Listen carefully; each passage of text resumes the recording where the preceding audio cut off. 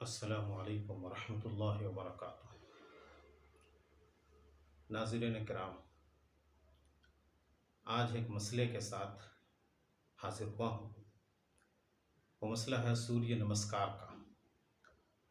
इस वक्त मुल्क के अंदर ये कोशिश की जा रही है कि स्कूलों में सूर्य नमस्कार को लाजिम और कंपलसरी किया जाए। जाहिर है कि हमारा जहन तशवीश में मुब्तला है, मुसलमान परेशान हैं कि क्या किया जाए। इस ताल्लुक़ से एक बात तो यह है कि इस मसले की दो सूरतें होंगी। एक सूरत तो यह है कि सूर्य नमस्कार के लिए बच्चे को मजबूर किया जाए, कंपलसरी किया जाए और उसके बग़ैर स्कूलों में पढ़ने की इजाज़त न दी जाए।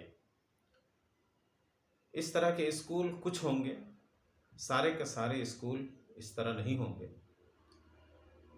तो ऐसी सूरत में ऐसे इदारों में अपने बच्चों को एडमिशन दिलवाएं जहां पर सूर्य नमस्कार न किया जाता,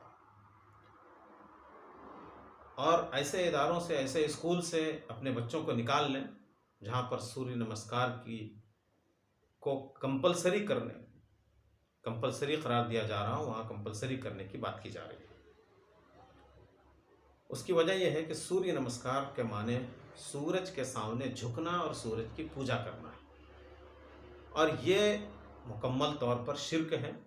और अल्लाह तबारक व तआला का वाज़ेह इरशाद है, इन्नल्लाह ला यग़फ़िरु अन युश्रका बिही व यग़फ़िरु मा दून ज़ालिका लिमन यशा, कि अल्लाह तबारक व तआला शिर्क करने वाले को माफ़ नहीं करेगा और इसके अलावा दूसरे गुनाह करने वाले को माफ़ करेगा। फिर दूसरी जगह मुशरिक को, शिर्क करने वाले को नजिस भी करार दिया। चुनांचे अल्लाह ताला ने फरमाया, इन्नमल मुशरिकून नजस। मुशरिक क्या है? ये नजिस हैं, नापाक हैं। और ये नजिस करार देना इस तौर पर नहीं है कि नहाने धोने के बाद, पाक साफ होने के बाद भी वो नापाक है, ऐसा नहीं है। बल्कि इस एतबार से है कि जिस तरह इंसान नजासत और गंदगी से बचता है, उसी तरह शिर्क से भी बचे। तो ये तो पहली सूरत थी। दूसरी सूरत ये है कि कुछ इदारे ऐसे हों अगर जहाँ पर कंपलसरी तो सूर्य नमस्कार न कराया जाता हो, लेकिन उसकी तरगीब दी जाती हो, मोटिवेट किया जाता हो, तो ऐसी सूरत में भी यही बेहतर है कि बच्चे को ऐसे इदारे में न डालें, बल्कि ऐसे इदारे में डालें जहाँ पर सूर्य नमस्कार की बात ही न की जाती। क्योंकि मोटिवेट करने से भी बच्चा मुतासिर हो सकता है और फिर वो सूर्य नमस्कार करने लग जाए। इसलिए ऐसे इदारों से भी बचाना चाहिए।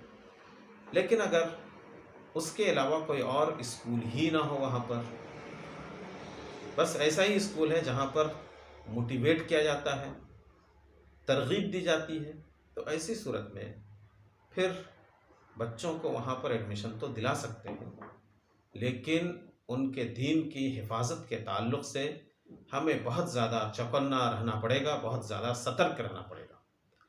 क्योंकि अगर बच्चे शिर्क करने लग जाए और दीन से दूर चला जाए तो फिर हमारी तालीम बेकार होगी। बच्चे को जो हमने सिखलाया है वो बिल्कुल बेकार हो जाए, और क़यामत के दिन बच्चा हमारा गिरेबान पकड़ कर कहेगा कि हमारे वालिदैन से सवाल कीजिए, इन्होंने ऐसे इदारे में हमें क्यों डाला था।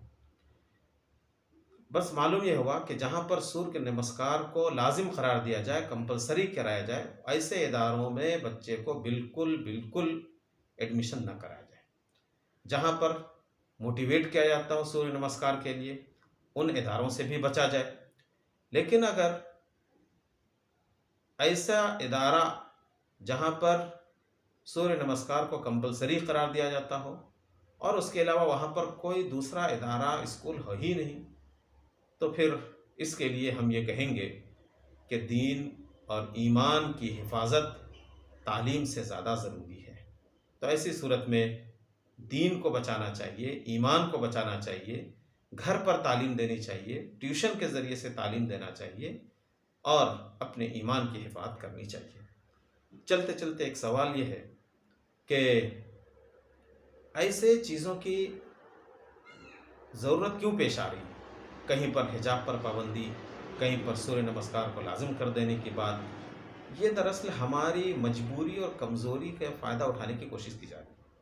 इसलिए कि उन्हें मालूम है कि हमारे पास अपने इदारे नहीं हैं, अपने स्कूल्स और कॉलेजेस नहीं हैं, जहाँ पर हम अपने बच्चों को तालीम दिला सकें।